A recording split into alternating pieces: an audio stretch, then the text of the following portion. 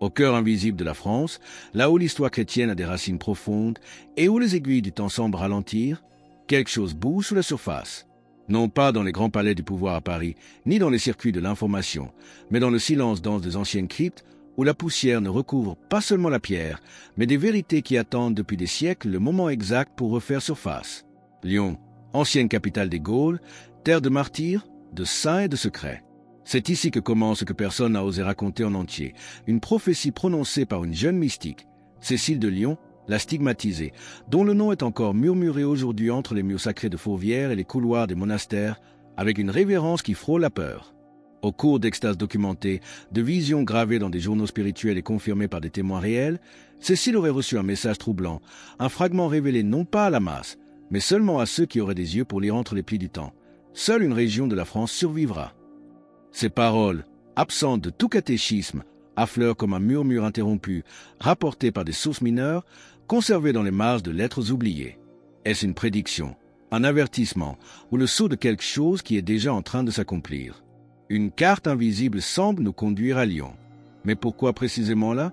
Quel secret a été si bien caché sous le voile d'une sainte, dans la trame même de cette cité de la foi?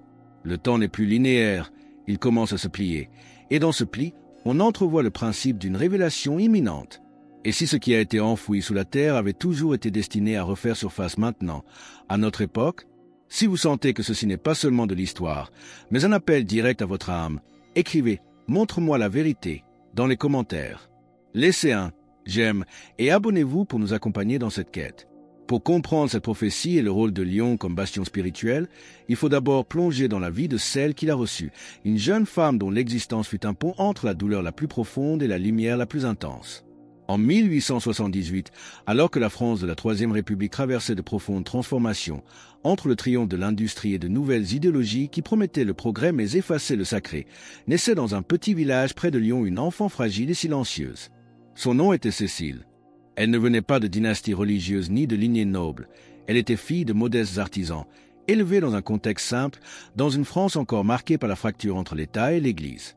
Dès son enfance, Cécile montrait une disposition anormale à la contemplation, une attirance quasi physique pour l'Eucharistie et une résistance impressionnante à la douleur qu'elle semblait accepter comme faisant partie d'un dessein invisible. À seulement 8 ans, elle perdit sa mère, puis peu après, son père. La douleur, au lieu de l'endurcir, la purifia. C'est alors que commencèrent les épisodes que la science qualifierait d'inexplicables, des visions nettes du Christ crucifié, des locutions intérieures, des expériences de bilocation. Son corps, déjà éprouvé par une santé fragile, commença à manifester des signes précis. En mars 1899, elle reçut les stigmates. Non pas des symboles abstraits, mais des blessures réelles et profondes qui saignaient chaque jeudi soir jusqu'au vendredi après-midi. L'église locale, d'abord sceptique, fut contrainte d'ouvrir une enquête. Son directeur spirituel, un bénédictin érudit et théologien respecté, documenta les événements avec une précision quasi clinique. Cécile ne chercha jamais la renommée. Au contraire, elle désirait l'effacement et n'écrivait que par obéissance. Elle vivait la passion non pas comme un concept, mais comme une réalité quotidienne. Selon les archives du monastère, c'est au cours d'une extase particulièrement intense que Cécile aurait reçu un message déconcertant. La France entrerait dans une longue nuit spirituelle où de nombreuses régions perdraient la foi, à l'exception d'une seule. Cette affirmation, jamais proclamée publiquement, ne fut pas écrite directement par elle, mais fut rapportée avec insistance par des témoins dévoués, notamment des religieuses et des confesseurs. Aujourd'hui, à plus d'un siècle de distance, la figure de Cécile de Lyon défie toute catégorie. Elle n'est pas seulement une sainte femme, elle est un code spirituel, un signe vivant gravé dans l'histoire d'une nation qui a peut-être déjà commencé à vivre sa prophétie, dont la ville de Lyon ne semble pas avoir été choisie au hasard. Cécile n'était pas une figure linéaire, elle était lumière et douleur, extase et maladie, feu et silence.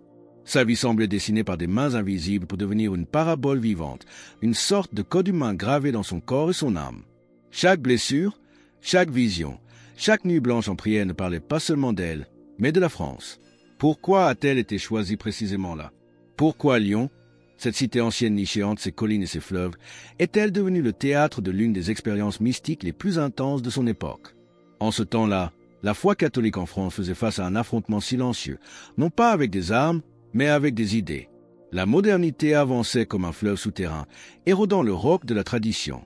Les églises se vidaient, les vocations se raréfiaient, la liturgie se rationalisait. Pourtant, dans la petite chambre où Cécile souffrait en silence, se célébrait chaque semaine une liturgie invisible, faite de sang, de visions et de paroles non dites. C'était un autel sans public, un sacrifice offert sans spectateurs, mais lourd de conséquences pour l'avenir. Au cours d'une extase documentée, elle vit la France comme un corps divisé. Certaines régions tombaient dans l'obscurité, d'autres s'éteignaient lentement comme des bougies consumées. Mais une seule zone, autour de Lyon, brillait d'une lumière immobile. Il ne s'agissait pas d'un éloge régionaliste, mais d'une vision, une fracture dans le temps, une carte tracée avec un feu sacré. Selon les témoignages, Cécile prononça des paroles qui résonnent aujourd'hui comme un avertissement.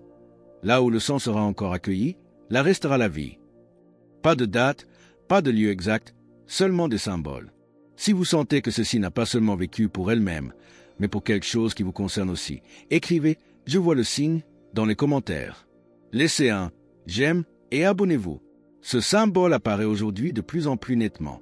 Car tandis que la France, autrefois, fille aînée de l'Église, montre des fissures spirituelles visibles, à Lyon, le feu ne s'est pas éteint. Et celui qui observe bien reconnaît les signes, non comme une simple dévotion, mais comme le point focal d'une bataille invisible qui traverse les siècles. Lyon n'est pas seulement une ville française. C'est une archive vivante, un lieu où les remparts antiques semblent protéger non seulement un centre historique, mais une mémoire spirituelle active. C'est ici que la prophétie de Cécile semble avoir laissé des traces concrètes, visibles et documentables. Au cœur de la ville, sur une de ces collines sacrées, se dresse le sanctuaire qui lui est dédié. Sa structure est imposante mais sobre, rappelant l'ordre auquel elle était spirituellement liée. Il ne s'agit pas seulement d'un lieu de culte, c'est un épicentre spirituel. Chaque année, des milliers de fidèles parcourent des kilomètres pour s'agenouiller devant sa tombe, conservée sous le maître-autel. À côté de l'église, le couvent des religieux de la Passion continue d'accueillir des vocations à une époque où les séminaires français se vident. Ici, la clôture n'est pas une fuite du monde, mais un rempart contre la dissolution de la foi. Les religieuses conservent encore, avec une méthode rigoureuse, les lettres de Cécile, ses objets personnels et les témoignages transcrits de ses visions, approuvés par son directeur spirituel. Parmi ces objets, deux émergent particulièrement. Une petite croix en bois que Cécile serrait pendant ses extases et le journal original, où elle notait ses communications intérieures par obéissance. Ce ne sont pas des reliques folkloriques, ce sont des preuves documentaires d'un phénomène mystique qui a été observé et enregistré avec une rigueur ecclésiastique. En 1905, conformément à une vision anticipée par Cécile, le premier couvent de cet ordre fut officiellement fondé à Lyon. La prophétie privée devint un événement historique. Dans un contexte européen marqué par la perte du sacré, le tissu liturgique de Lyon ne s'est pas déchiré. Les grandes processions, comme celle du 8 décembre, continuent de rassembler des foules immenses. Cette donnée, observable et mesurable, renforce la question. Ce que Cécile a prédit, à savoir qu'une seule région resterait fidèle, est-il déjà en train de se vérifier dans la réalité? Pour répondre, il faut observer ce qui se passe ailleurs. Tandis que Lyon conserve une flamme allumée, le reste du panorama spirituel de la France apparaît radicalement différent, confirmant la vision d'un corps en train de se fragmenter. Tandis que Lyon conserve une flamme allumée, ailleurs, le panorama a radicalement changé. Au cours des 40 dernières années, la géographie spirituelle de la France a subi une transformation mesurable. Il ne s'agit pas de perceptions subjectives, mais de données concrètes. Des diocèses qui ferment leurs séminaires, des paroisses qui fusionnent par manque de fidèles, des couvents qui deviennent des hôtels ou des centres civiques. Selon des rapports ecclésiastiques, certaines régions de France ont enregistré un effondrement des vocations de plus de 70% en 2 décennies. Dans des lieux autrefois fervents de vie liturgique, on compte aujourd'hui plus de mariages civils que religieux, plus de funérailles laïques que de messes dominicales. Des cathédrales qui étaient autrefois les centres névralgiques de la communauté se transforment en attractions touristiques. Les bancs sont vides, les tabernacles fermés, les bougies artificielles remplacent les gestes de la dévotion vécue. La France, qui pendant des siècles a envoyé des missionnaires dans le monde entier, en importe maintenant de l'étranger pour pallier le manque interne. La décadence n'est pas seulement dans les chiffres, elle est visible dans le symbolisme même des espaces. Des autels dépouillés de leurs reliques, des crucifix retirés au nom du respect laïque, des salles de catéchisme transformées en centres sociaux non confessionnels. Le langage du sacré est dilué dans un vocabulaire neutre, dépourvu de force spirituelle. Cette distance croissante entre la forme et le fond a engendré un vide. Si vous sentez que ce vide n'est pas normal, que quelque chose nous a été lentement retiré, écrivez « Retour à la source » dans les commentaires. Laissez un « J'aime » et abonnez-vous. Dans ce scénario, Les paroles attribuées à Cécile, seule une région restera fidèle, prennent une gravité troublante, non pas comme un avertissement fanatique, mais comme le diagnostic silencieux d'un corps qui se décompose de l'intérieur. Car, malgré les efforts de conservation, la France spirituelle se fracture. Et si ce qui s'est brisé n'était pas la foi, mais le lien entre le cœur et le sacré? Au cours des dernières décennies, des chercheurs indépendants, des théologiens et même d'anciens membres d'ordres religieux ont commencé à remarquer une convergence anormale. Des documents distincts, d'époques différentes, semblent indiquer la même direction, une trace souterraine qui tourne autour d'un nom de plus en plus récurrent, Cécile de Lyon. En 2004, une équipe d'historiens a numérisé une partie de la correspondance privée entre le couvent de Lyon et certains membres de la curie romaine. Dans ces lettres, datées entre 1933 et 1945, apparaissent des références indirectes à une révélation non publiée de Cécile concernant l'avenir spirituel de la France. Il ne s'agit pas de prophéties officielles, mais la fréquence des allusions à une lumière qui se maintiendra en un seul point et à la région qui ne se corrompra pas attire l'attention. En 2011, un chercheur laïque a publié un essai non autorisé, Le Seuil invisible, dans lequel il relie ces fragments à des événements vérifiables, l'inexplicable conservation du corps de Cécile, l'absence de phénomène de sécularisation à Lyon et la stabilité des vocations au couvent par rapport au déclin national. Ce qui alimente la tension est le silence institutionnel. Pas de démenti officiel, pas de confirmation. Pourtant, d'anciens fonctionnaires à la retraite ont confirmé de manière informelle que dans les années 70, une évaluation interne sur le phénomène de Lyon avait été lancée, puis inexplicablement interrompue. À cela s'ajoutent des témoignages locaux. Au cours des 20 dernières années, plusieurs personnes ont affirmé avoir vécu des expériences de protection inexplicables à l'intérieur du sanctuaire, parlant de guérison ou de conversion soudaine. Chaque élément pris isolément peut sembler insignifiant, mais lorsqu'on les observe dans leur ensemble, lettres, silence, stabilité liturgique, une configuration trop précise pour être le fruit du hasard se dessine. Une configuration qui semble tracer le contour d'une prophétie non proclamée, mais à un stade avancé de réalisation, dont la découverte d'un document caché pourrait bien être la clé de voûte.